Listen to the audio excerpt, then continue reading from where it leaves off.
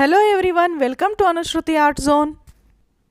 ನೀವಿವತ್ತು ಕಡಲೆಕಾಳು ಸಾಂಬಾರ್ ಅಥವಾ ಗೊಜ್ಜು ಏನಾದರೂ ಮಾಡಬೇಕು ಅಂದ್ಕೊಂಡಿರ್ತೀರ. ಆದರೆ ಹಿಂದಿನ ದಿನ ರಾತ್ರಿ ಕಡಲೆಕಾಳು ನೆನೆಸೋದನ್ನೇ ಮರ್ತು ಬಿಡ್ತೀರಾ. ನೆನೆಸದೆ ಹೋದರೆ ಕಾಳು ಚೆನ್ನಾಗಿ ಬೇಯೋದಿಲ್ಲ. ಅದಕ್ಕೆ ಏನು ಮಾಡಬಹುದು ಗೊತ್ತಾ? ನಾನಿಲ್ಲಿ ಈಗ ಒಂದು ಈಸಿ ಹಾಗೆ ಕ್ವಿಕ್ ಆಗಿರೋಂಥ ಐಡಿಯಾ ತೋರಿಸ್ತೀನಿ ನೋಡಿ. ನಿಮಗೆ ಬೇಕಾಗಿರೋಷ್ಟು ಕಡಲೆಕಾಳನ್ನು ಒಂದು ಪಾತ್ರೆಯಲ್ಲಿ ಹಾಕಿ ಅದಕ್ಕೆ ಬಿಸಿ ಬಿಸಿ ನೀರನ್ನು ತುಂಬಿಸಿಡಿ. ನೀರು ತುಂಬಾ ಬಿಸಿ ಇದ್ದಷ್ಟು ಒಳ್ಳೆಯದು. ನಂತರ ಇದಕ್ಕೆ ಒಂದು ಪ್ಲೇಟ್ನ ಮುಚ್ಚಿ ಇಟ್ಬಿಡಿ.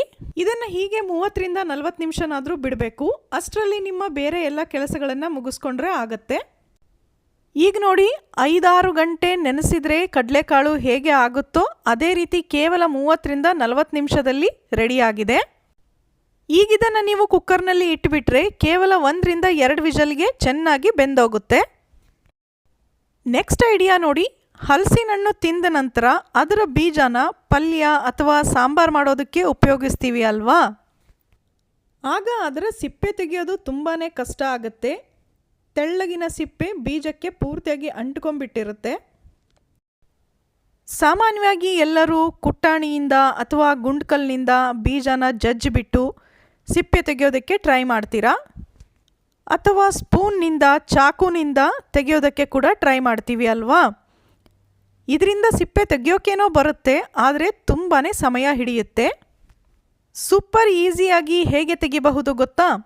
ಎಲ್ಲ ಬೀಜಗಳನ್ನು ಒಂದು ಬೌಲ್ನಲ್ಲಿ ಹಾಕಿ ಈಗ ಇದಕ್ಕೆ ಬಿಸಿ ನೀರನ್ನು ಹಾಕಿಡಿ.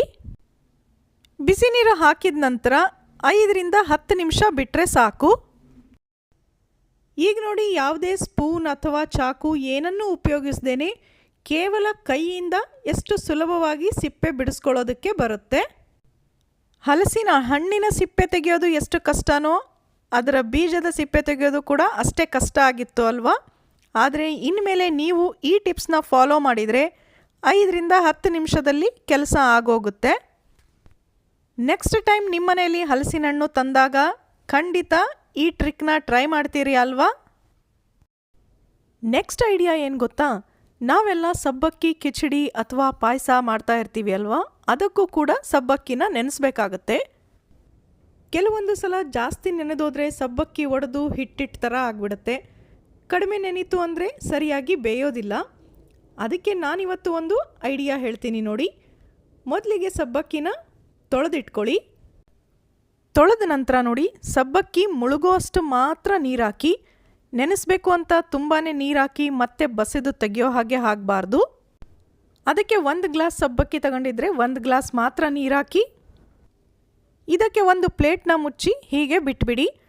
ಅರ್ಧ ಗಂಟೆ ಬಿಟ್ಟರೂ ಸಾಕಾಗತ್ತೆ. ಅರ್ಧ ಗಂಟೆ ನಂತರ ನೋಡಿ, ನೀರು ಎಷ್ಟು ಉಳಿದಿಲ್ಲ. ಬಸಿದು ತೆಗೆಯೋ ಅವಶ್ಯಕತೆ ಕೂಡ ಇಲ್ಲಿಲ್ಲ. ಪೂರ್ತಿಯಾಗಿ ಸಬ್ಬಕ್ಕಿ ನೀರನ್ನ ಹೀರ್ಕೊಂಡಿದೆ. ಈ ರೀತಿಯಾಗಿ ನೆನೆಸಿದ ಸಬ್ಬಕ್ಕಿನಲ್ಲಿ ನೀವು ಕಿಚಡಿ ಮಾಡಿದರೆ ಚೆನ್ನಾಗಿ ಉದುರುದುರಾಗಿ ಬರುತ್ತೆ. ಇವೆಲ್ಲ ಸಿಂಪಲ್ ಟಿಪ್ಸ್ ಅನ್ನಿಸಬಹುದು, ಆದರೆ ಈ ಟಿಪ್ಸ್ಗಳಿಂದಾನೇ ಎಷ್ಟೊಂದು ಟೈಮ್ ಸೇವ್ ಆಗುತ್ತೆ ಅಲ್ವಾ? ಈ ಟಿಪ್ಸ್ಗಳು ಕೆಲವರಿಗೆ ಗೊತ್ತಿರಬಹುದು, ಕೆಲವರಿಗೆ ಗೊತ್ತಿಲ್ಲದೆ ಇರಬಹುದು. ಯಾರಿಗೆ ಗೊತ್ತಿರೋದಿಲ್ವೋ ಅವರಿಗೆ ಈ ವಿಡಿಯೋ ಉಪಯುಕ್ತ ಅನಿಸುತ್ತೆ. ನೀವೆಲ್ಲ ರವೆನ ದಿನನಿತ್ಯದ ಅಡುಗೆಗಳಲ್ಲಿ ಬಳಸ್ತಾನೆ ಇರ್ತೀವಿ ಅಲ್ವಾ? ಉಪ್ಪಿಟ್ಟು, ಕೇಸರಿ ಬಾತು, ರವೆ ದೋಸೆ, ರವೆ ರೊಟ್ಟಿ ಹೀಗೆಲ್ಲ ಮಾಡೋದಕ್ಕೆ ಅಂತ ಕೆಲವೊಂದು ಸಲ ಹೆಚ್ಚಿಗೆನೇ ರವೆನ ತಂದಿರ್ತೀವಿ. ಅಂಗಡಿಯಿಂದ ತಂದ ತಕ್ಷಣ ಸುಮ್ಮನೆ ಹೀಗೆ ಡಬ್ಬಿಯಲ್ಲಿ ಹಾಕಿಟ್ಬಿಟ್ರೆ ಕೆಲವು ದಿನಗಳ ನಂತರ ಹುಳು ಆಗಿಬಿಡುತ್ತೆ. ಆಗ ಅದನ್ನು ಉಪಯೋಗಿಸೋದಕ್ಕೂ ಆಗಲ್ಲ, ಚೆಲ್ಲೋದಕ್ಕೂ ಮನಸ್ಸು ಬರಲ್ಲ. ಅದಕ್ಕೋಸ್ಕರ ನೀವು ಈ ಐಡಿಯಾ ಫಾಲೋ ಮಾಡಿದರೆ ತಿಂಗಳಗಟ್ಟಲೆ ರವೆನ ಹುಳು ಆಗದಂತೆ ಇಡಬಹುದು. ಅದಕ್ಕೆ ಮೊದಲಿಗೆ ಒಂದು ಬಾಣಲೆ ಅಥವಾ ದಪ್ಪ ತಳ ಇರುವಂತಹ ಕಡಾಯಿ ಇಂಥದನ್ನು ಬಿಸಿ ಮಾಡೋಕಿಡಿ. ಅದರಲ್ಲಿ ರವೆನ ಹಾಕಿ ಸಣ್ಣ ಉರಿನಲ್ಲಿ ಹುರಿಬೇಕು. ಆಗಾಗ ಒಂದು ಚಮಚದಲ್ಲಿ ಈ ರೀತಿಯಾಗಿ ಕೈ ಆಡಿಸ್ತಾ ತಳ ಹತ್ತದೇ ಇರೋ ಹಾಗೆ ಡ್ರೈ ರೋಸ್ಟ್ ಮಾಡಬೇಕು. ಅಂದರೆ ಇದರಲ್ಲಿ ಯಾವುದೇ ತರಹದ ಎಣ್ಣೆ ಆಗಲಿ ಮತ್ತೇನಾದರೂ ಕೂಡ ಹಾಕೋದಿಲ್ಲ. ಉಪ್ಪಿಟ್ಟಿನ ರವೆ ಅಥವಾ ಬನ್ಸಿ ರವೆ ಸ್ವಲ್ಪ ದಪ್ಪ ಇರುತ್ತೆ, ಆದರೆ ಚಿರೋಟಿ ರವೆ ತುಂಬ ಸಣ್ಣ ಇರುತ್ತಲ್ವ, ಬೇಗನೆ ತಳ ಹಿಡಿದು ಬಿಡುತ್ತೆ. ಹಾಗಾಗದೇ ಇರೋ ಹಾಗೆ ಚೆನ್ನಾಗಿ ಕೈಯಾಡಿಸ್ತಾ ಸಣ್ಣ ಉರಿನಲ್ಲೇ ಚೆನ್ನಾಗಿ ಫ್ರೈ ಮಾಡಬೇಕು. ನಂತರ ಇದನ್ನು ಒಂದು ಪರಾತದಲ್ಲಿ ಆರೋದಕ್ಕೆ ಹಾಕಬೇಕು. ಯಾಕೆ ಅಂದರೆ ಬಿಸಿ ಇರೋವಾಗೆ ಡಬ್ಬಿಯಲ್ಲಿ ತುಂಬಿಟ್ಬಿಟ್ರೆ ಅದರ ಆವಿ ಮತ್ತೆ ಅಲ್ಲಿ ರವೆನ ಗೊಂಡೆ ಕಟ್ಟೋ ಹಾಗೆ ಮಾಡಿಬಿಡುತ್ತೆ. ಹಾಗಾಗಿ ಅಗಲವಾದ ಪರಾತ ಅಥವಾ ದೊಡ್ಡ ಪ್ಲೇಟ್ನಲ್ಲಿ ಹಾಕಿ ಸ್ವಲ್ಪ ಆರೋದಕ್ಕೆ ಬಿಟ್ಬಿಡಿ. 15-20 ನಿಮಿಷ ಆದ ನಂತರ ಏರ್ ಟೈಟ್ ಡಬ್ಬಿಯಲ್ಲಿ ತುಂಬಿಟ್ರೆ ಹುಳ ಆಗೋದಿಲ್ಲ. ಮತ್ತು ನೀವು ಇದನ್ನು ಫ್ರಿಜ್ನಲ್ಲಿ ಇಡಬೇಕು ಅಂತಲೂ ಏನಿಲ್ಲ. ಇದು ಆಲ್ರೆಡಿ ಹುರಿದಿರೋದ್ರಿಂದ ಇದರಲ್ಲಿರೋ ಮಾಯಿಶ್ಚರ್ ಅಂಶ ಪೂರ್ತಿಯಾಗಿ ಹೋಗಿರುತ್ತೆ. ಹಾಗಾಗಿ ಡಬ್ಬಿಯಲ್ಲಿ ಹಾಕಿ ಇಡಬಹುದು. ನೋಡಿ, ನಿಮಗೆ ಈ ರೀತಿಯಾಗಿ ಹುರಿದು ಅದನ್ನು ಆರೋದಕ್ಕೆ ಬಿಟ್ಟು ನಂತರ ಇಡಬೇಕು ಅನ್ನೋದಕ್ಕೆ ಟೈಮ್ ಇಲ್ಲ ಅನ್ನೋದಾದರೆ, ಅಥವಾ ನೀವು ತಂದಿರುವಂತಹ ರವೆ ಕ್ವಾಂಟಿಟಿ ಹುರಿಯೋದಕ್ಕೆ ತುಂಬ ಹೆಚ್ಚಿಗೆ ಅನಿಸಿದರೆ ಇನ್ನೊಂದು ಮೆಥಡ್ನ ಫಾಲೋ ಮಾಡಿ.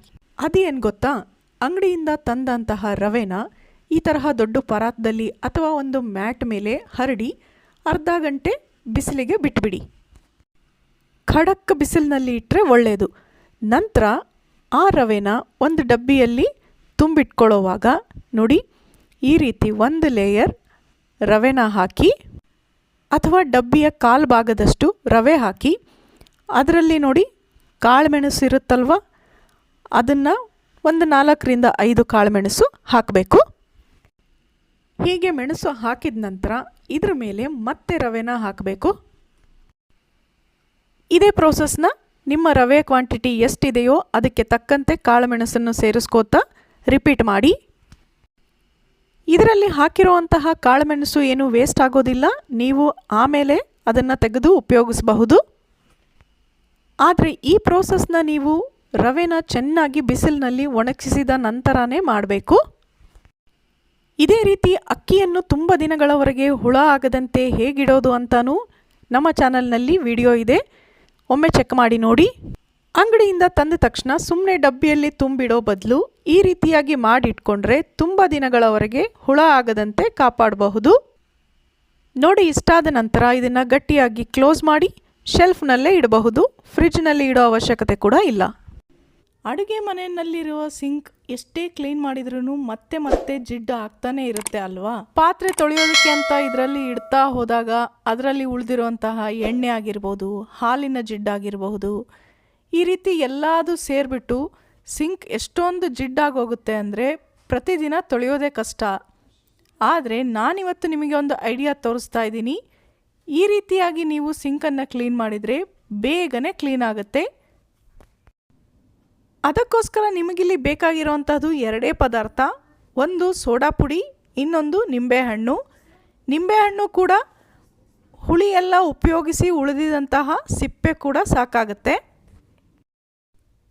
ಮೊದಲಿಗೆ ನೋಡಿ, ಸೋಡಾ ಪುಡಿಯನ್ನು ಈ ರೀತಿ ಸಿಂಕಲ್ಲಿ ಎಲ್ಲ ಕಡೆಗೂ ಉದುರಿಸಿ. ಒಂದು ಫುಲ್ ಚಮಚದಷ್ಟು ಸೋಡಾ ಪುಡಿ ಒಂದು ಸಲ ಸಿಂಕ್ ತೊಳೆಯೋದಕ್ಕೆ ಸಾಕಾಗುತ್ತೆ. ನೋಡಿ, ಸಿಂಕ್ ಪೂರ್ತಿ ಈ ತರಹ ಸೋಡಾ ಪುಡಿನ ಹಾಕಿದ ನಂತರ ಅದರ ಮೇಲೆ ಸ್ವಲ್ಪ ಸ್ವಲ್ಪವೇ ನೀರನ್ನು ಚಿಮುಕಿಸಿ ಈ ರೀತಿ ಒಂದು 2-3 ನಿಮಿಷ ಬಿಟ್ಟ ನಂತರ ಈಗ ನಿಂಬೆಹಣ್ಣಿನ ಸಿಪ್ಪೆ ಇತ್ತಲ್ವ, ಅದರಿಂದ ಸೋಡಾ ಪುಡಿನೆಲ್ಲ ಸಿಂಕ್ ಪೂರ್ತಿ ಈ ತರಹ ಉಜ್ಜುತ್ತಾ ಹೋಗಿ. ಉಪಯೋಗಿಸಿರುವಂತಹ ನಿಂಬೆಹಣ್ಣಿನ ಸಿಪ್ಪೆನಲ್ಲಿ ಉಳಿದಿರುವ ಹುಳಿನೇ ಸಾಕಾಗುತ್ತೆ. ಅಂತೂ ಮಿಕ್ಕಿ ತುಂಬಾ ಜಿಡ್ಡಾಗಿತ್ತು ಅಂದರೆ ನೀವು ಸ್ವಲ್ಪ ವಿನೆಗರ್ನ ಸೇರಿಸಬಹುದು. ಪ್ರತಿನಿತ್ಯ ಪಾತ್ರೆ ಎಲ್ಲ ತೊಳೆದಾದ್ಮೇಲೆ ನಾವು ಸಿಂಕನ್ನು ಕ್ಲೀನ್ ಮಾಡ್ತಾನೆ ಇರ್ತೀವಿ. ಹಾಗೆಯೇ 2-3 ದಿನಕ್ಕೆ ಒಂದು ಸಲ ನೀವು ಈ ತರಹ ಕ್ಲೀನ್ ಮಾಡಿಕೊಂಡ್ರೆ ಪೂರ್ತಿಯಾಗಿ ಕ್ಲೀನ್ ಆದಾಗೂ ಆಗುತ್ತೆ. ಯಾವುದೇ ರೀತಿಯ ಹುಳ ಆಗಲಿ, ಇರುವೆ, ಜಿರಳೆ ಏನೂ ಬರೋದಿಲ್ಲ. ಪದೇ ಪದೇ ಮಾಡೋದಕ್ಕೆ ಆಗಲಿಲ್ಲ ಅಂದರೆ ಅಟ್ಲೀಸ್ಟ್ ವಾರಕ್ಕೆ 1 ಸಲ ಆದರೂ ಈ ರೀತಿ ಮಾಡೋದನ್ನು ಅಭ್ಯಾಸ ಮಾಡ್ಕೊಳ್ಳಿ. ನೋಡಿ, ಹೀಗೆ ಎಲ್ಲ ಕಡೆಗೂ ನಿಂಬೆಹಣ್ಣಿನ ಸಿಪ್ಪೆಯಿಂದ ಉಜ್ಜಿದ ನಂತರ ಆ ಸೋಡಾ ಪುಡಿ ಪೂರ್ತಿಯಾಗಿ ಮೆಲ್ಟ್ ಆಗಿ ಹೋಯಿತು ಅಲ್ವಾ. ಈಗ ನೀರಿನಿಂದ ಪೂರ್ತಿ ಸಿಂಕನ್ನು ತೊಳಿಬೇಕು. ನಾವಿಲ್ಲಿ ಯಾವುದೇ ರೀತಿಯ ಸೋಪ್ ಆಗಲಿ, ಸೋಪಿನ ಪೌಡರ್ ಆಗಲಿ, ಪಾತ್ರೆ ತೊಳೆಯೋ ಲಿಕ್ವಿಡ್ ಆಗಿರಬಹುದು, ಏನನ್ನೂ ಉಪಯೋಗಿಸಿಲ್ಲ. ಕೇವಲ ನಿಂಬೆಹಣ್ಣು ಅದು ಕೂಡ ಉಳಿದಿರುವಂತಹ ಸಿಪ್ಪೆ ಜೊತೆಗೆ ಸ್ವಲ್ಪ ಸೋಡಾ ಪುಡಿ.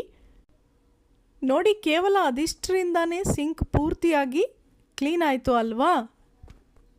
ಸೈಡ್ಗೆಲ್ಲ ಸರಿಯಾಗಿ ನೀರು ಹಾಕೋದಕ್ಕೆ ಬರಲಿಲ್ಲ ಅಂದರೆ ಈ ರೀತಿ ಲೋಟದಿಂದ ತೊಗೊಂಡ್ಬಿಟ್ಟು ಸೈಡ್ಗಳನ್ನು ನೋಡಿ ಈ ತರಹ ನಾವು ತೊಳಿಬಹುದು. ಈ ತರಹ ಸಿಂಪಲ್ ಹಾಗೆಯೇ ಎಫೆಕ್ಟಿವ್ ಐಡಿಯಾಗಳಿಂದ ಮನೆಯಲ್ಲಿರುವ ವಸ್ತುಗಳಿಂದಾನೇ ಬಾತ್ರೂಮನ್ನು ಹೇಗೆ ಕ್ಲೀನ್ ಮಾಡ್ಕೋಬಹುದು, ಅಡುಗೆ ಮನೆಯಲ್ಲಿ ಹೇಗೆ ಕ್ಲೀನ್ ಮಾಡ್ಕೋಬಹುದು, ಇದನ್ನೆಲ್ಲ ನಮ್ಮ ಚಾನಲ್ನಲ್ಲಿ ಇರುವಂತಹ ಹಲವಾರು ವಿಡಿಯೋಗಳಲ್ಲಿ ನಿಮಗೆ ಸಿಗುತ್ತೆ. ನೋಡಿ, ಕೇವಲ ಎರಡೇ ವಸ್ತುಗಳನ್ನು ಬಳಸಿ ಸಿಂಕ್ ಹೇಗೆ ಫಳಫಳ ಅನ್ನೋ ಹಾಗೆ ಆಯ್ತಲ್ವಾ? ಇಂತಹ ಯೂಸ್ಫುಲ್ ವಿಡಿಯೋಗಳಿಗೋಸ್ಕರ ನೀವು ನಮ್ಮ ಚಾನಲ್ನ ಸಬ್ಸ್ಕ್ರೈಬ್ ಮಾಡಿ ರೆಗ್ಯುಲರ್ ಆಗಿ ಎಲ್ಲ ವಿಡಿಯೋಗಳನ್ನು ನೋಡಿ ನಿಮ್ಮ ಅಭಿಪ್ರಾಯಗಳನ್ನು ಕಮೆಂಟ್ ಮಾಡಿ ತಿಳಿಸೋದನ್ನು ಮರಿಬೇಡಿ. ಈ ವಿಡಿಯೋ ಇಷ್ಟ ಆಯ್ತಲ್ವಾ? ಹಾಗಿದ್ರೆ ಬೇಗನೆ ಲೈಕ್ ಮಾಡಿ. ಮತ್ತೆ ಸಿಗೋಣ ಇನ್ನೊಂದು ಇಂಟ್ರೆಸ್ಟಿಂಗ್ ವಿಡಿಯೋ ಜೊತೆ. Thanks for watching.